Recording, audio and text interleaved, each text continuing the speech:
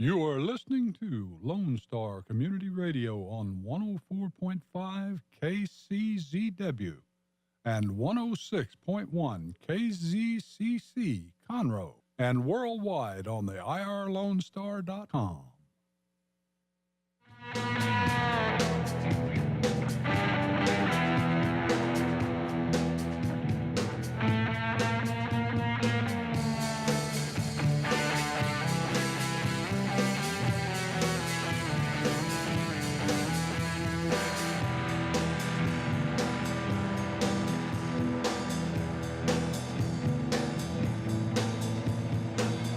Good afternoon and welcome to the Legal Connection with Tony and Cheryl. We need to let you guys know, our listeners know, that we're having a problem with the app, the IR Lone Star app, but you can listen to us live on Facebook and you can listen to us on 104.5 FM and 106.1 FM in Montgomery County. So, and don't forget your show is podcasted on iTunes and Google Play and SoundCloud. Just look up the Legal Connection.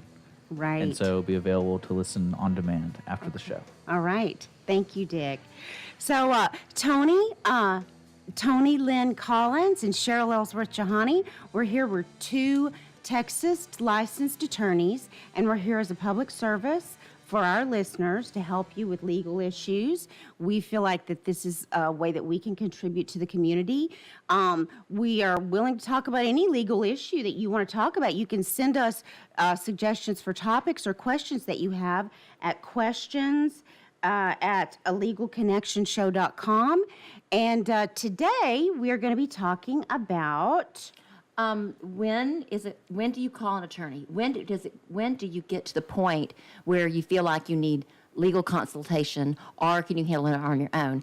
And then, as for, from our perspective, when you do call an attorney, when you're asking for that real short, sweet little attorney letter, so it can kind of bump you right, so people they listen to you, so you got the letterhead.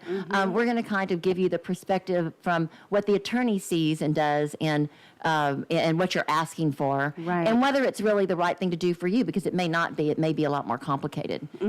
I think I get a lot of requests, Tony, and I know that you do too. For well, first let's just talk about when to call a lawyer, and then I was going to talk about when people ask for the request. Oh, okay, yeah, I get a lot of requests. Hey, could you just write me a letter? I'm having a problem with. Yeah, a lot of friends, people that just call at from the show, they'll say.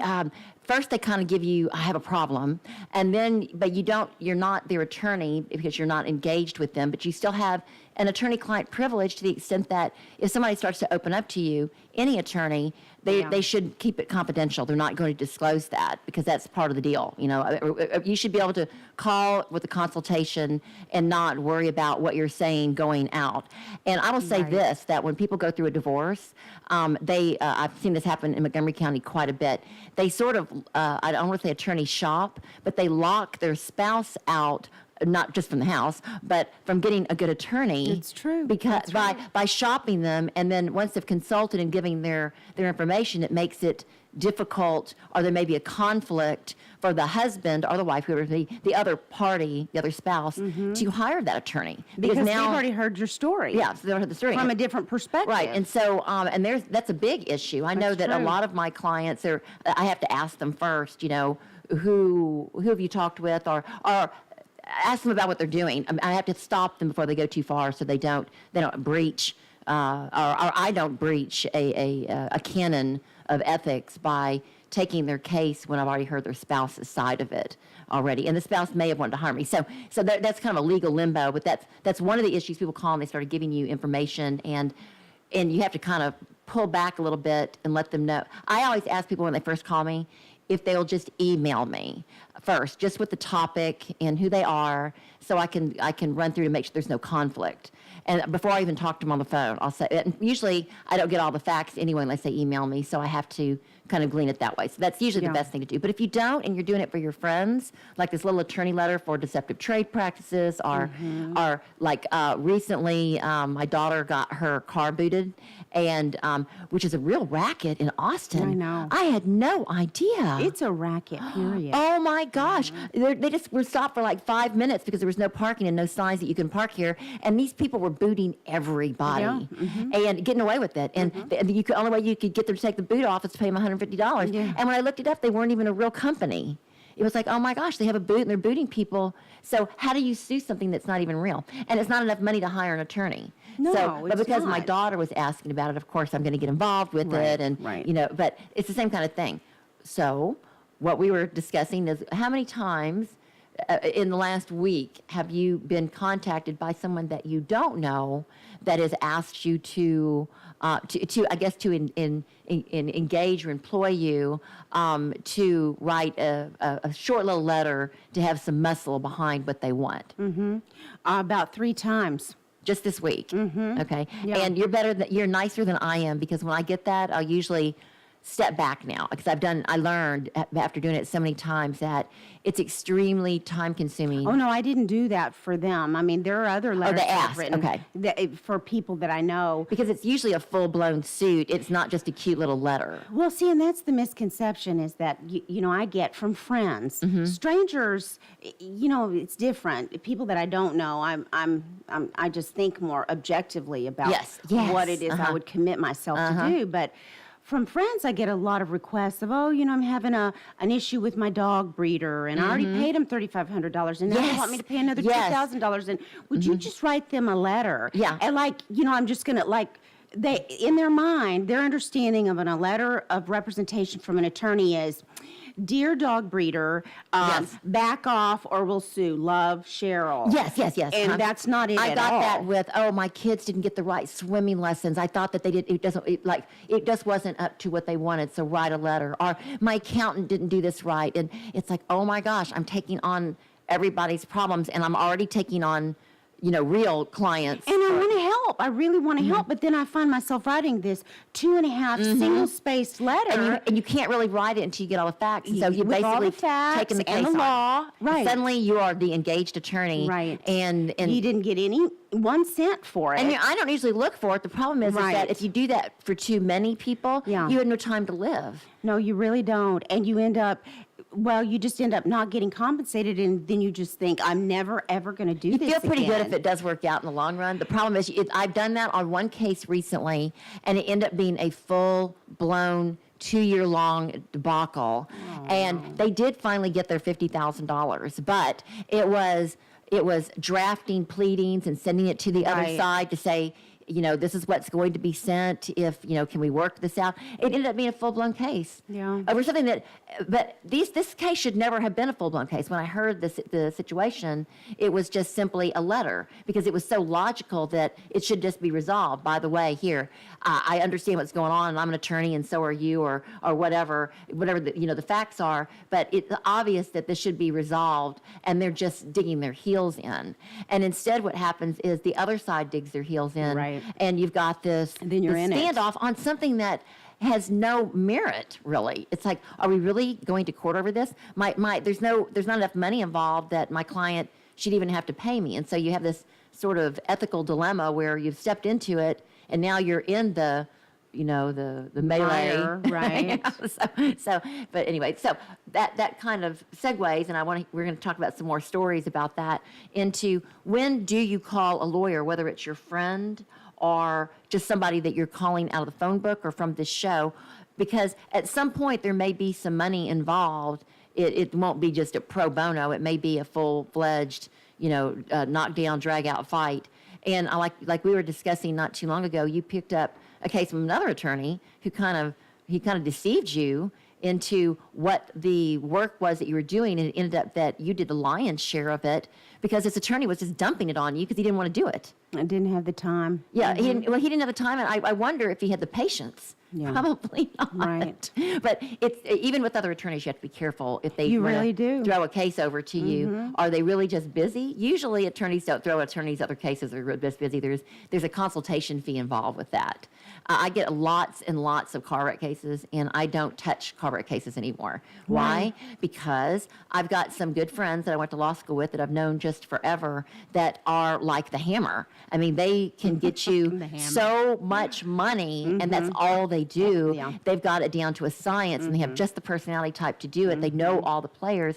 That's the person that should be handling this case, not me. Right, yeah. And that's a lot of times if someone comes to me with a lot of my friends too, I will suggest that they go to what basically is an expert in that legal field rather than me handling it. I don't want to recreate the wheel. Why should I? It may cost them a little bit more, but I could benefit by a referral fee, or maybe not. But I Right. know that it's not something that I want to take on either from a timing standpoint, or I can hear just by what they're telling me or emailing me that it's not something that is going to be cheap. And that's when I start consulting them on, do you really want to get this, do you want to resolve this the right way, or do you want to go and have all the attorneys make all the money? Because that's Yeah. really what it amounts to a lot of times, particularly in divorce cases, where two people are duking it out. And in the divorce case, you really do need an attorney. You really do. But you have to be very aware that you may be getting an attorney that's looking at what they do get to see, the discovery, how much money you have in your bank account. Right. And they're not really trying to divide the estate. They're Right. trying to divide it with a third party being themselves. Right. Really the fourth party. The two different attorneys have just acquired your entire estate because you would be more willing to pay an attorney to duke it out than you are give to it to settle your it. ex. And the same thing happens with probate too. Are you willing to recognize that if you have to hire a probate attorney or an estate planning attorney, that it could be that anything that's in that estate is now going to the attorney because you're going to fight out something that wasn't even yours but through inheritance anyway? Yeah. So those are the kind of times when you have to really pray, I think, and do some soul searching. Do you really want to get an attorney involved when this is just a matter of really talking it out maybe with your family or that person that you're having the argument with? Maybe not without disclosing everything because you may actually end up in court with them. Right. But I like the transparency of talking it out first, I think, in most cases. Yeah, if that's possible, then And- you need to try and do that. Yeah, every time. And that kind of goes right to when to call an attorney. Now, you might assume that because I'm a lawyer, I would recommend calling one early and often because that's sort of the characterization people have of attorneys. Right. But on the contrary, I am the first to recognize that there are times when legal fees that you might incur might be better spent on a vacation or a few sessions with a therapist to sort out your feelings as opposed to pay me. So you might just want to go out and get a pair of shoes or play golf and not Right. give me your money. And if you're using up all my time and I'm now your therapist, I'm totally the wrong person to be your therapist. Because the first thing I'm going to tell you to do, if it looks like something you should work out, is I'm going to tell you to pray, and I'm going to tell you to go to Mass, or to go to adoration, and ask for help from above. Because maybe you're thinking not clearly, and you're thinking through perhaps your heart and not your head. And when you have to make decisions from your heart, that is not wise when you're aggravated because it's shielded. You've got like it's blocked. Anger. From or- anger, there's a lot of hurt. the emotions that stop you from thinking clearly do require that you get a third party to talk. But that may be a mediator or a therapist or your Right. mother or your best friend. I agree. It's probably not an attorney that's going to charge you $700 an hour to hear you complain when that's not what they're schooled to do. Not that we haven't learned about everybody's problems. Oh man. Well, when I'm such a sucker when I flip into therapist mode, I stop charging and just start being a friend. Yes, but that's I'll scary tell too. you what, Some of these people are crazy. and I've spent a lot of hours in therapist mode, and it is what I'm not schooled to. Well, I mean, I am schooled to do that too, but that's not what I But wanted it's the to. perfect job for you. Then you do both. You're two things in one: therapist and attorney, a counselor in all ways. But that reminds me. I had I made not the mistake. I guess God has a plan for us, and for many years I would I still do criminal work, but when you go talk to your clients back in the holding area. In Harris County in particular, they don't do it in all the different counties, but Harris County has a holding area where all your clients that have not bonded out yet or cannot bond out are together in like this holding area at the court. And they may get called in to do a plea, but they're there so you don't have to go talk to them at jail. They've kind of changed that up a little bit since Hurricane Harvey shut down the criminal defense or the criminal courthouse in Harris County. Yeah. But they're starting to open it back up again. At any rate, what the norm is in Harris County when all the buildings are opened up is they have a holding cell cell, and you can go talk to your clients back there about their case. You may lose a little bit of the confidentiality, but for the most part, you're not saying things to your client that other people can hear, that because you know that there'd be a breach. All Right. What happens though is that there's all these people without attorneys, and they come, oh, miss, can you help me? I just have a question for you. Yeah. And you have this bleeding heart because you're like, oh my gosh, They're in so trouble. young. They're only like 17, and they've never been arrested. But then you find out after you sort of start talking to them, and suddenly you've signed on to their case because they don't want their court. They call them their free world. They want a free world instead of one of the court appointed. You find out that they've deceived you, and I've learned this. They're like, oh my gosh, they've already robbed 5 banks and had 5,000 kids.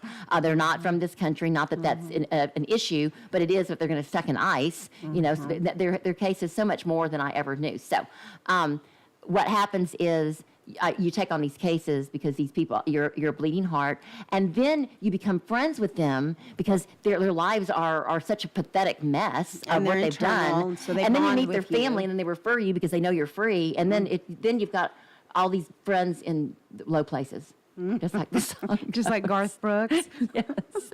So anyway, it's good to have friends in low places because you can kind of understand how the real world works, and not in the nice, brought up in the Woodlands, and your kids go to high school and they go to the best in the yuppie colleges. bubble, or You see the- what's really going on, where people Yeah. are having to make Oh, ends yeah. meet, and what it takes when something bad happens and people are sick and they lose their money and their jobs, and they make bad decisions and they go into alcohol. You see all that, but you also have to separate yourself as an attorney. This is kind of like attorney, if you want to be a lawyer 101, from that situation where you can't get sucked into it because you really do have too many friends in low places, and it sucks you into their life.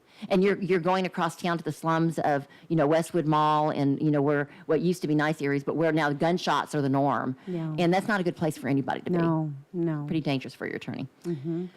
So when you call a lawyer, is you were saying before when there's guns involved? Yes. So when should you call a lawyer, and when should you walk away from the telephone and shop or golf or do whatever you need to do at the issue, and just get it out of your mind? When you have to take a deep breath and step back. Right. There's not an exhaustive list by any means of when you should call an attorney, but there are in some cases when you absolutely must call an attorney. And the first one, because I'm a criminal defense attorney, and I know this is everybody watches TV should know this is the case. Anything potentially involving handcuffs. Yes. And I'm not talking 50 Shades of Grey. I'm talking an incident of driving under the influence, violence, accusations of any kind, tax fraud, white-collar crime.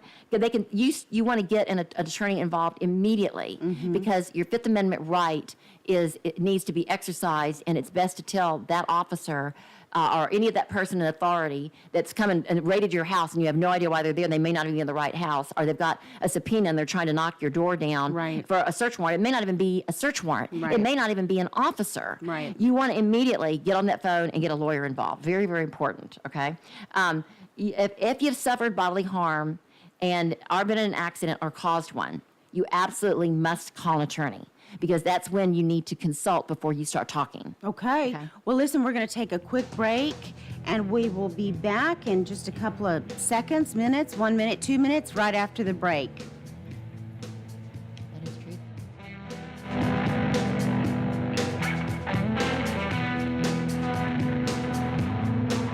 Hey guys, this is Connor. This is Dick. This is Chris. And we're with the Ticket Stub Podcast every Thursday live at noon on 104.5 and 106.1 FM in the Conroe area. Also, anytime at irlonestar.com. You go to irlonestar.com/TTS. You can find all of our social media. And don't forget, we give away 2 tickets to the Grand Theater on every show. If you like movies and you like complaining or celebrating anything that has to do with the silver screen, check out the Ticket Stub Podcast and join us every Thursday at noon o'clock on Lone Star Community Radio.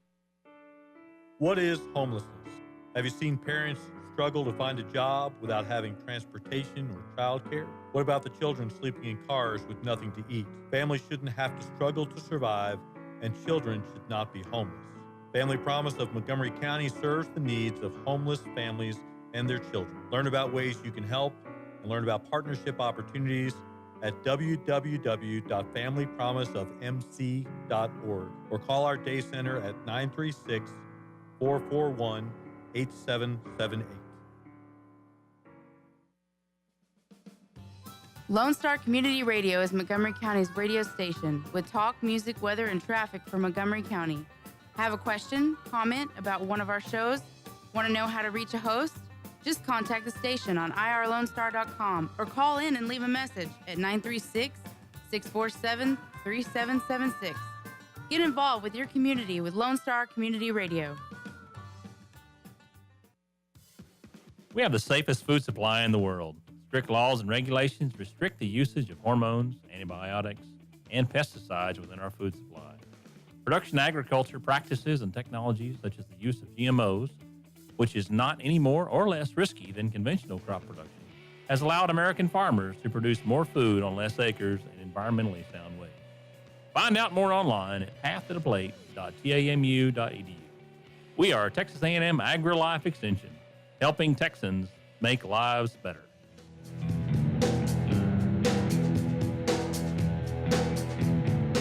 Welcome back to the Legal Connection with Tony and Cheryl. Today we are talking about when to call an attorney.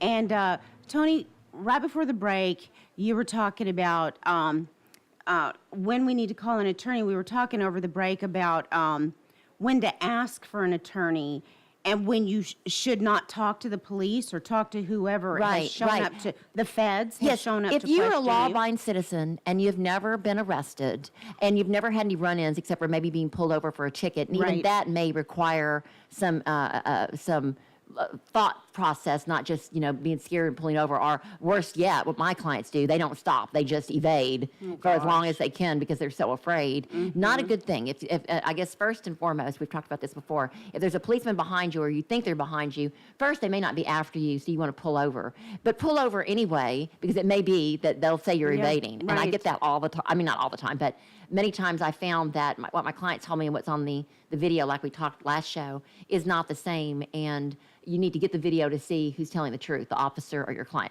That being said, even if you get pulled over many times, you want to say nothing, particularly if you have had one drink or you don't know who's been using your car and perhaps their friends in high school have left their pot in there That's or whatever. right. Exactly. Just you want to not say anything or you don't want to be nervous, you want to be polite, but there should be like a little list on your visor in your car that says these are the things I do when I get pulled over.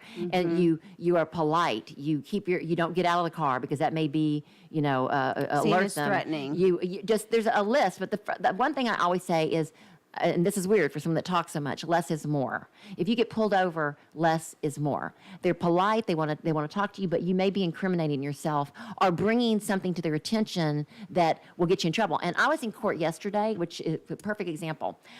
This guy, there was a brawl going on in Waco, and I'm listening to another attorney tell the prosecutor he's trying to get him to dismiss it, and of course he wasn't going to.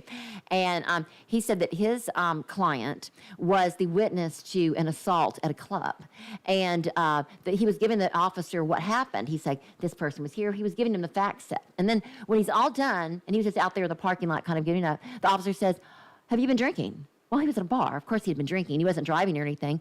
And the officer said, and so he said, yeah. And then basically, based on because he thought the officer was his friend at this point since he helped him, the officer arrested him for public intoxication, and then he had drugs on him. And so, like some cocaine or something, but it just got to the point where if he just hadn't even been talking, if he had just known when to stop, and then it led to a bad situation. So when you're talking to a police officer, just be careful. They mean well, but some of them have like the devil, different an agenda. evil demon has come into their soul, and even though you've helped them, they've decided now I can get another arrest out of it, and you're it, even though they've helped you. And so that leads to people that have never been arrested. And and they're naive and about the they're process. naive. They've and only say seen it on TV. the feds just show up in your office. That doesn't happen. That only happens like on, true crime mysteries when they raid someone's office, like somebody that's the Italian mafia or something. It happens. It happens. I've had clients, and it's crazy. They will show up at your office because they've got a search warrant, not unlike what happened to Trump's attorney. Of course, I'm not sure. I don't know whether he was really guilty or not, but for whatever reason, they show up with a search warrant, and what do? I mean, if you're like stunned because you must have the wrong person. And you're a law-abiding citizen. And you're trying to talk your way out of it, and you're talking to him, and the more you're saying is now, you're inculpating yourself for something even different. And before you know it, they are talking to you about a different issue. They are raiding your house. They are raiding your, and this happened to a guy that I worked with. And he was, I mean, he's very wealthy. There was no reason why he was the vice president of this company that this should have happened.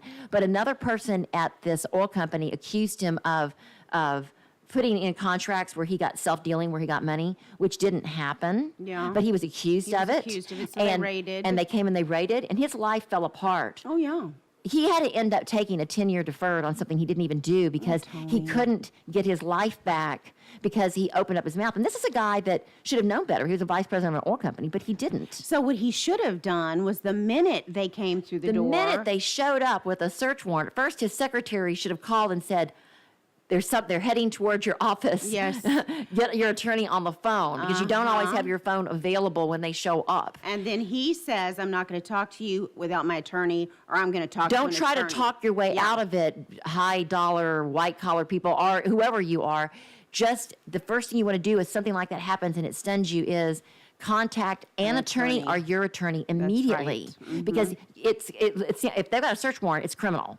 That's where handcuffs become involved, even if you don't see the handcuffs. White collar crime is And if criminal. you request an attorney, then they cannot question you. Yes, you're protecting yourself. You're protecting yourself. And that's what happens a lot of times to these little kids where they get, and this is why they have the Miranda rights, because little kids get sucked into it and they're in school or whatever, and then one thing leads to another, and then just like They're the case, pleading they're guilty to pleading stuff guilty they to never stuff. did. They're admitting they did something they didn't do. Because they want to go home. Because they're promised they can go home if they say it. Right. And that happens all the time. So if anything having to do with handcuffs, please call your attorney first thing. Or tell them, I'm not talking to you without an attorney. Right. And the next one that we talked about right before the break was if bodily harm. If you've suffered bodily harm, or if there's a threat of bodily harm, then... You mean someone is saying that you hurt them? Well, either way. Is that what you mean? Well, here's an example. You may have bought a house that is causing you asthma from hidden mold, been in a car accident, or even had a child's friend seriously injured playing in your backyard. Don't depend on your insurance policy to fight your battle unless they're your attorney, unless they are hiring a lawyer for you. In other words, insurance companies are really bad about this too. You are supposed to be insured for property, protection for your property. A tree falls on your kid that's there or whatever it may be. A lot of times they'll try to find a way out of it. So a lot of times your insurance company's not even helping you. They'll fight you. So you need to be careful about that. Now, I was talking more about suffering bodily harm if there was a fight because that's handcuffs involved. But in this instance, it's suffering bodily harm on the premises, perhaps because of mold in your house. Anything like that, just get an attorney. Don't be first talking to your insurance company. I wouldn't be doing that first. I would be consulting with an attorney first to determine before you even open up to your insurance company, because they may try to weasel out of it. That's right. And they're It's true. recording everything you say, and they're supposed to be your friend, but they lose premiums. They sure do. They're losing money if they take your case on and they fight you when they really should have covered it. You know, I remember when I was in law school, I came to the conclusion that close to a third, maybe more, of the laws that we have are because insurance companies don't do what they say they're going to do. Yes, and you rely they upon don't them. pay. Yes. Right. We had a friend that, a very good friend of mine from high school. She was another one of these attorney letter people, but I kind of walked her through it. Her son was accused of stealing a car, I think. It was something. And it ended up that it was her ex-husband's car. Oh, that's what it was. Her ex-husband got in a wreck because he was drinking, and he abandoned the car. And he told his ex-wife, because it was in the son's name, oh, just say the car was stolen, whatever happens. And so they didn't know what was going on, and so they reported to the insurance company the car was stolen. No. And then the son got sued for causing the accident because they said that he should have known that his dad was a drinker and shouldn't have been behind the wheel. Craziest claim ever, but it went on for 3 years. What do they call that? Negligent entrustment. So Yes, now the yes. son has negligently entrusted Because he the let car his to the dad, his stepfather, The use insurance a company car said that he this. got in a wreck with. Yeah, and the insurance company would not. They would not allow. They would not represent the son, even though they had an insurance policy, because they said Yeah. negligent entrustment that makes it so we don't have to insure you anymore. Yeah. Couldn't believe that. That shouldn't have needed an attorney. They had an attorney. That went on until they literally had to set it for trial before they finally dismissed the case. But it went on with them toiling over this, sweating over Yeah, it, trying to it's contact all these attorneys, terrible. not having the money to contact an attorney. And then that's when we come in where we can kind of help them and guide them. But that's the kind of thing where if this woman had just called me first, my husband asked me to do this. I mean, common sense would say, you know, your ex-husband's an alcoholic. That's why you're divorced. He's asking you to say that the car was stolen when it probably wasn't stolen. Why would he be telling you to say that? And it wasn't. So there's something fishy about that too. But this is what happened, and the insurance company should have covered that, and they didn't. Okay. That being said, if you need an estate plan. So this doesn't have to do with bodily injury insurance companies or, you know, handcuffs or stuff. But no estate plan is simple enough to do over the internet. As much as those late night TV ads would like to convince you otherwise, if you have no idea what you don't know when it comes to drafting an enforceable and effective estate planning document. So true. And I've spent a lot of time in my career so far fixing what people thought were simple estate plans, wills, or whatever it may be.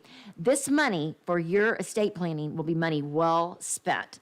The financial well-being of your heirs, especially your minor children, is too important to risk to save a few dollars. So you do want to call an attorney over estate planning. And then we're talking about wills. And of course, we already had this show on wills. And I should say write one out in handwriting. It's the easiest thing to do because it's kind of foolproof. But if you have a larger estate and it's not, you just don't trust that, and a lot of people have tons of money, it's well worth hiring a good estate planner, not some fly-by-night that doesn't do this for a living, or some friend that doesn't do it for a living. Somebody that's got some credentials and some background. You can look at the state bar and see if they've ever been, you know, just look at their name, see what their background is. Look at Google, see if they've got stars or not just one, but maybe 25 of them, good ratings. You want to really, because you're dealing with your estate. And we've had the shows on it before where I'm not real big on doing the estate because when I'm gone, I won't care. But on the other hand, what if I was disabled and I had minor children? That is very, very important, that my minor children are not going to be raised by somebody else that I don't trust because I didn't have an estate plan, a stepfather, whatever, whatever it may be. So, all right, when someone dies, there are websites that purport to be able to walk you through the steps to administrate, to walk you through it. And I always kind of, it's really not that difficult, but they're the best questions I get are when someone dies. Should I administer the estate? Should I not probate the estate? Can I do a small estate, affidavit situation? The problem is that depending on what state you're in, there may be estate tax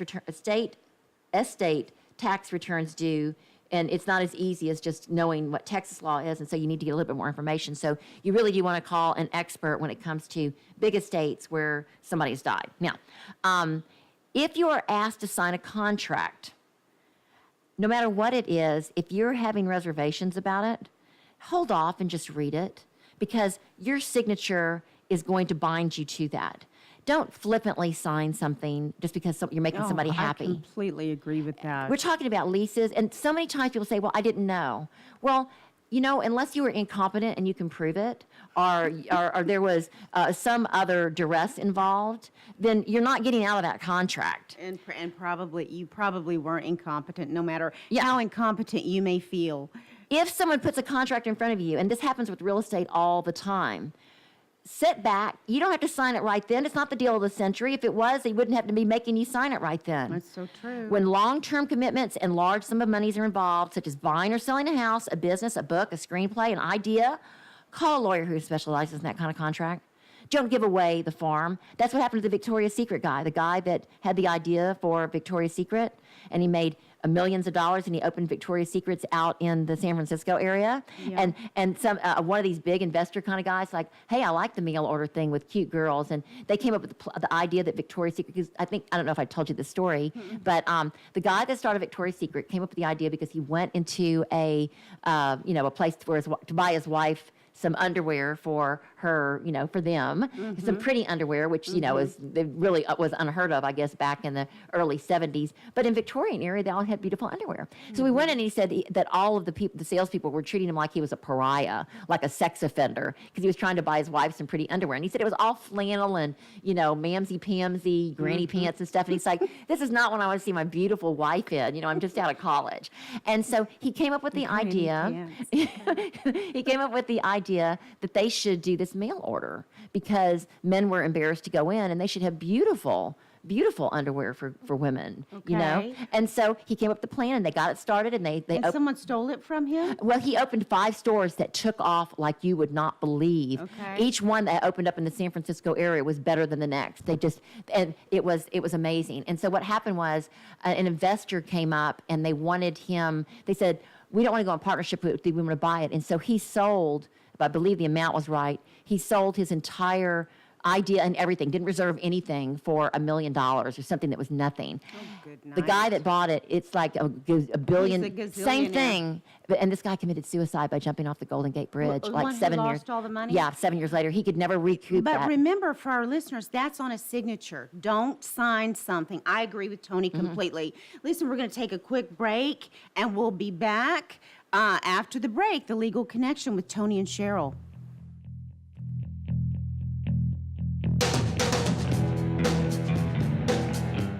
From the beginning, the main purpose of the Cooperative Extension Service has been to change human behavior by teaching people how to apply the results of scientific research. By utilizing a holistic, multi-level approach, Extension family and community health programs encourage health and well-being for everyone. Addressing values, concerns, and needs with reliable science-based information, Extension programs help people lead healthier lives. We are Texas A&M AgriLife Extension, helping Texans make their lives better. Hey, Montgomery County and online listeners. Thank you so very much for checking out Jazzy Vibes with Soul. What? You haven't done so yet? Well, you've got to tune in. Hi, I am the host of Jazzy Vibes with Soul, Miss CeCe Holmes, and I invite you to check us out every Friday and Saturday from 7 until 9 p.m., where you will get the best in old school R&B, and of course, a little smooth jazz to make it jazzy. So tune in. That's right, tune in every Friday and Saturday right here on Conroe's 104.5 and 106.1 FM, or worldwide at irlongstar.com. Health Center Southeast Texas is a federally qualified health center. We accept Medicare, Medicaid, and most major private insurances. For our self-pay patients, we have a sliding scale discount program available. Our health centers have qualified providers and staff striving every day to provide the best quality of care to our patients. Services offered are family medicine, behavioral health services, telepsychiatry, and pediatrics. We have 4 area locations. Look up the Health Center Southeast Texas online at hcset.com.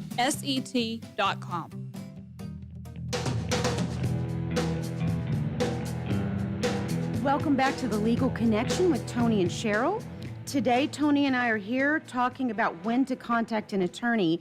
And Tony just told us a story, and she was talking about signing contracts. And you know, Tony, I want to add to that. Don't sign anything, I think. Yeah. Things your employees give you. Yes, employee contracts, particularly when you just lost your job and they ask you to sign away. Well, you can leave right now if you just sign this, instead of saying, "Wait, I want to let my attorney say it," because they could be firing you because it is one of those protected reasons, like maternity leave, or something that you maybe have to fight about it too. But you've signed something saying you're waiving your rights. You're waiving your just rights. to get a little severance. And also, I mean, I don't know how you feel about this, Tony, but I think these settlement offers that people get from insurance companies, oh, here, sign this, payment in full, they Yes. show up the next day, sign this. If you feel pressured, that's a good time to step back and say, and take a look. nothing is in this much of a hurry. That's I need to right. go pray about this. I need to go talk to somebody I really trust, including maybe an attorney that does this type Yeah. of. So, and you can get free consultations from Sure, experts. you can. But also employees. You know, I know of a situation where this woman had done some nefarious things to her employer, and they didn't know about it, and she passed the employer in the hall and said, "Oh, here, this is a renewal for my contract for the next year. Would you just Yes. sign this?" And he was busy, and he stopped, and he just signed it and went on. Don't just sign. Enforceable. Right. Well, if you sign something, smart. All the case law is if you sign something, then you are bound by that contract, and it's very, very difficult to get out. So you may just take the time, and that's what I tell everybody when I present them with contracts, whether it be real estate or anything else. Here's a copy of it. You can read it. Here's what the intent is. See, if you have any questions, get back with me. I'm going to leave it with you. And if you present it like that, then you're not pressured, and you should Right. have the time to look at it and even consult with other people about it to see what's Sure. really going on. Now, that being said, what we are also talking about on the break is the Victoria's Secret guy. I mean, Yeah, that's really, sad. when things get that bad and you've signed a contract and people do it all the time, that wasn't favorable to you.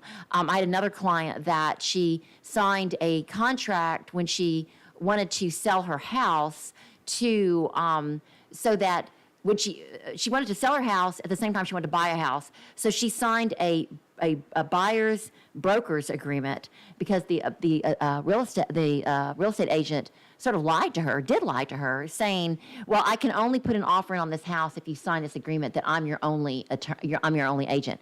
They didn't get the house they wanted, and he didn't end up selling the house she had. So they went about their business and got another agent. Right? 6 months later, they bought a brand new property, signed off on it. The agent that helped them, two different agents involved, the builder's agent, and then the one that they brought in.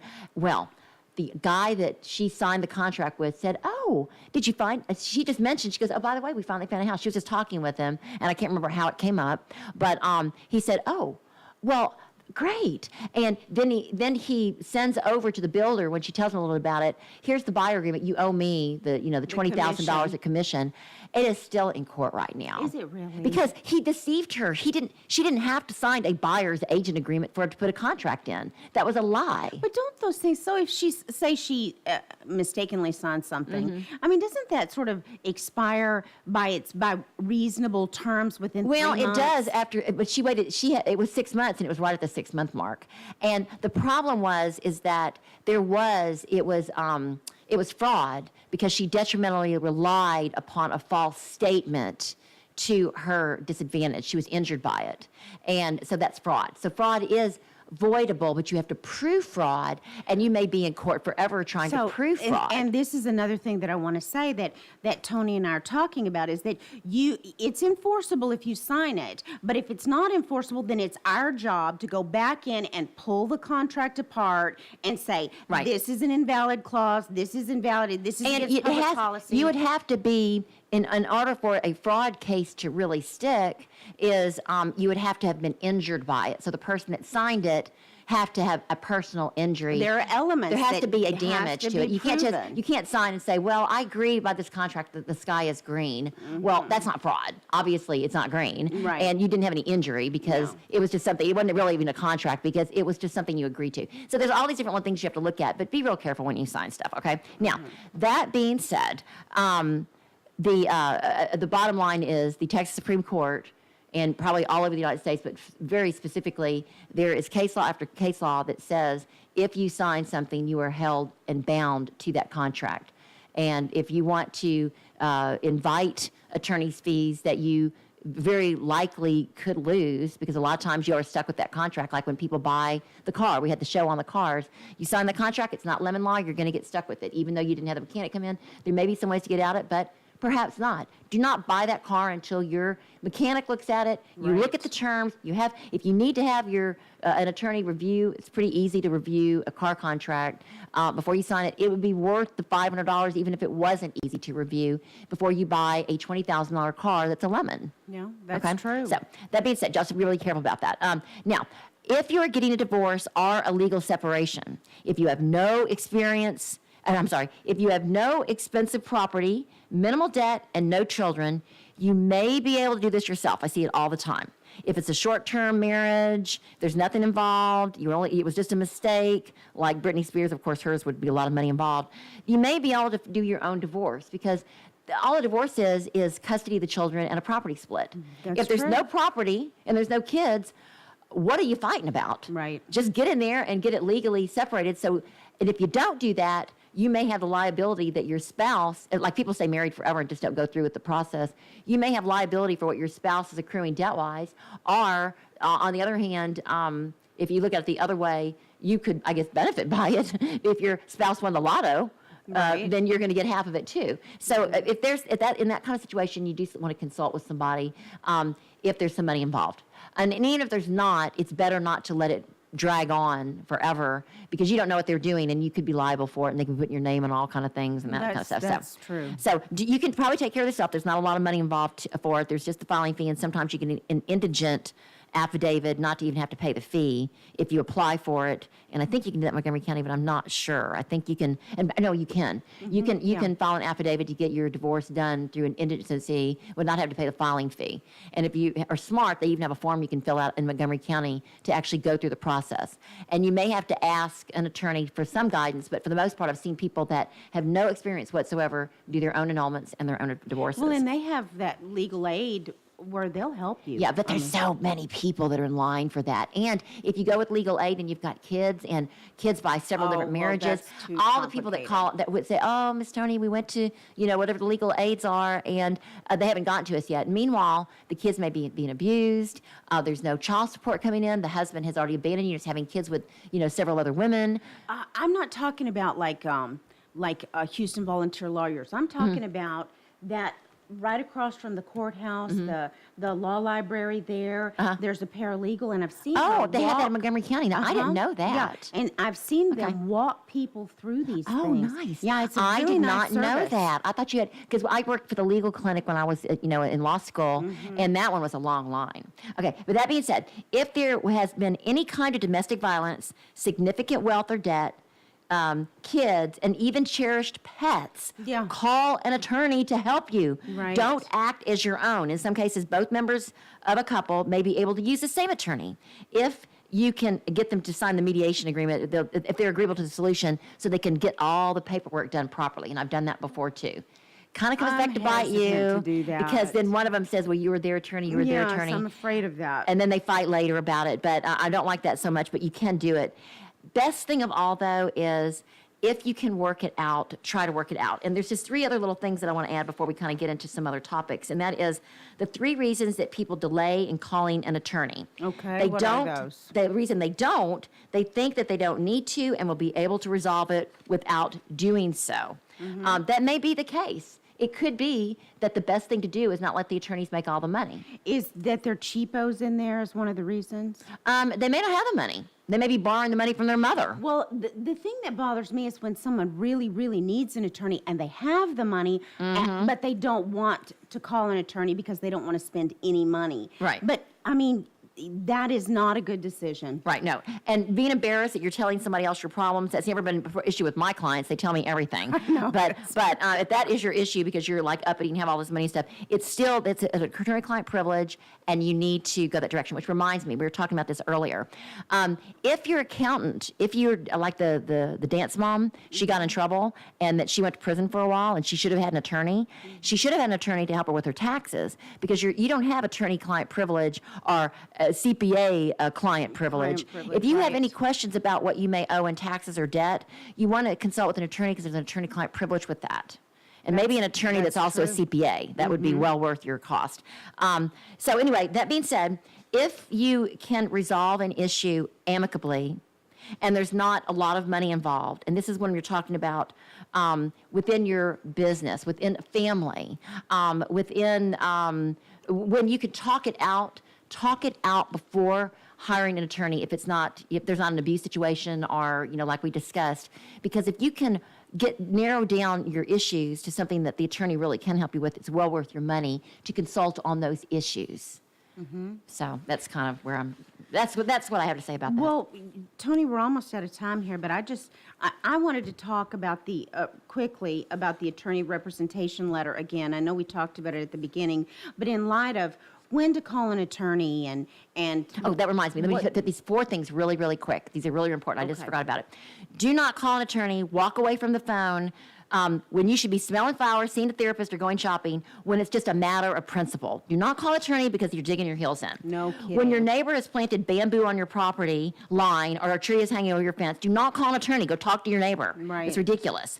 If you have been fired for no apparent reason after just a brief stint at your job, do not call an attorney. That job didn't work out. It's not worth it. There's no money involved. Right. When your contractor went over budget, do not call an attorney. Work with that contractor first to find out what happened, okay? Because it's ridiculous, because you're just trying to get the thing resolved. If someone has written you something offensive and you think it's defamation, do not pick that phone up because you're embarrassed or incensed. You should look at what was really said because it probably wasn't defamation. There may be a nugget of truth that someone's calling you a you-know-what, because maybe you are. Not you. Thank you. Okay, Tony, well, listen, that's all the time we have for today. I want to tell everybody that you can send us your questions at questions@legalconnectionshow.com. You can listen to us on iTunes and Google Play tomorrow. We're going to be here next Tuesday from 12 to 1 on 104.5 or 106.1. And to remember to vote today and Right, to vote. serve God by serving others. That's right. We'll see you next week, guys.